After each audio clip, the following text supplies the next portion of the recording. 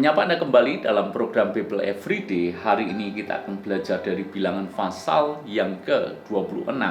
Di bilangan pasal yang ke-26 ini kita akan mendapati sebuah kisah di mana Laskar Israel dihitung untuk yang kedua kalinya. Jadi ini merupakan sensus penduduk yang dilakukan bagi bangsa Israel. Tidak hanya menghitung jumlah penduduk atau jumlah rakyat Israel, maka di pasal yang ke-26 ini juga tanah pusaka Kanaan itu dibagikan kepada suku-suku Israel.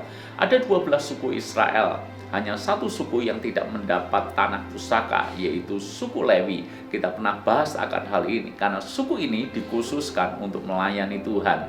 Jadi, tanah Kanaan ini dibagi menjadi 11 bagian, menjadi 11 tanah pusaka untuk masing-masing suku Israel. Dan kalau kita mencermati, pembagian ini tidak sama rata. Ada wilayah yang besar, tapi ada juga wilayah yang kecil. Maka kalau Anda melihat peta sejarah, maka bagian tanah pusaka yang paling besar itu diberikan kepada suku Yehuda. Sedangkan wilayah yang paling kecil itu diberikan kepada suku Simeon. Apakah ini berarti Tuhan tidak adil? Jangan buru-buru mengatakan demikian.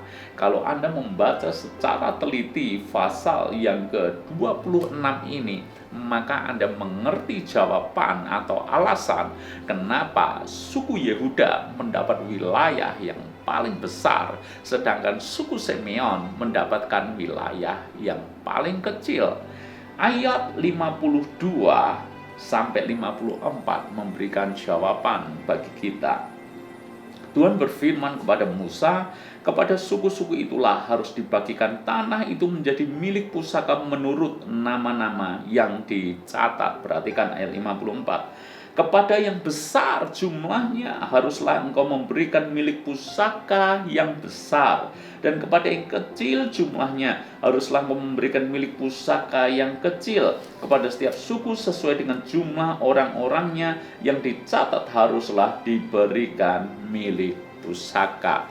Jadi kita sekarang mengerti kenapa suku Yehuda mendapat tanah pusaka yang paling besar, sedangkan Simeon mendapatkan tanah pusaka yang paling kecil, karena disesuaikan dengan jumlah rakyat tiap-tiap suku. Suku Yehuda mendapat wilayah yang paling besar karena memang jumlah orang Yehuda ini yang paling banyak di antara suku-suku yang lain, yaitu 70.000 orang di suku Yehuda. Sedangkan Simeon mendapat wilayah yang paling kecil karena memang suku Simeon ini jumlahnya paling sedikit dibandingkan dengan suku-suku yang lain, yaitu hanya 20.000 orang. Jadi kita justru melihat di sini yang namanya keadilan itu bukan sama rata. Seringkali orang punya prinsip yang keliru tentang keadilan. Keadilan selalu dipandang sebagai sama rasa, sama rata. Tetapi justru kalau kita menerapkan ini justru menjadi hal yang tidak adil. Ibu bapak saudara semuanya, misalnya saya punya 2 orang anak, yang satu beratnya 80 kilo, yang satu beratnya 30 kilo. Kalau saya memberikan makanan kepada mereka dengan prinsip sama rata, supaya saya orang tua terlihat adil, maka sesungguhnya justru saya ini tidak adil. Kenapa? Kalau saya berikan makanan dibagi 2, maka bagi anak saya yang besar, yang berat badannya 80 kilo, maka makanan ini terlalu sedikit buat dia. Sedangkan bagian yang ini yang tadi sama rata saya berikan anak saya yang beratnya 30-an kilo, maka ini terlalu banyak buat dia. Yang satu masih lapar, yang satu kekenyangan. Malah tidak adil, bukan? Jadi prinsip keadilan seharusnya disesuaikan dengan kapasitasnya masing-masing. Maka mereka yang dipercayakan banyak itu karena memang punya kapasitas yang besar. Mereka yang dipercayakan sedikit bukan berarti Tuhan pilih kasih, tetapi karena memang kapasitasnya sedikit. Mana yang lebih baik? Tentu saja tidak ada yang lebih baik di antara keduanya, karena masing-masing harus mempertanggungjawabkan dari apa yang Tuhan percayakan. Mereka yang dipercayakan besar, jangan lupa, dia dituntut juga mengembalikan kepercayaan itu dalam kapasitas yang besar juga. Sebaliknya, yang dipercayakan hal kecil, dia mengembalikan dalam kapasitas yang kecil juga. Itulah prinsip keadilan Tuhan. Makanya ibu bapak saudara semuanya, kita perlu belajar supaya kita tidak gampang ngiri kepada orang lain.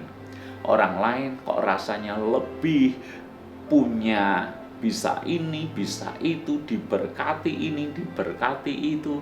Tapi kita mesti juga mengerti bahwa mereka juga punya tanggung jawab kepada Tuhan. Mereka yang dipercaya hal yang besar, mereka juga harus mengembalikan itu sebagai tanggung jawab kepada Tuhan.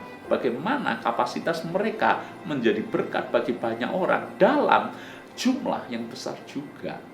Jadi, ibu bapak saudara semuanya, belajarlah untuk mensyukuri kapasitas kita. Belajar mensyukuri seberapapun Tuhan percayakan kepada kita. Memang ada yang dipercaya 5 talenta, ada yang dipercaya 2, dan ada yang dipercaya 1. Yang dipercaya 5 bukan berarti lebih baik dibandingkan dengan yang 2 atau 1. Yang dipercaya 1 bukan berarti dia lebih jelek dan tidak dikasihi dibandingkan dengan yang kedua atau yang kelima. Sebab apa? Sebab Tuhan tuntut masing-masing sesuai talentanya. Yang 5 dia kembalikan 5, yang 2 dia kembalikan 2, yang 1 mestinya kembalikan 1. Tetapi yang 1 ini merasa kok tidak adil, dan dia sebabnya tidak melakukan apa-apa. Justru itu yang menjadi salah di hadapan Tuhan. Sekarang kita mengerti prinsip ini. Adil bukanlah sama rasa sama rata.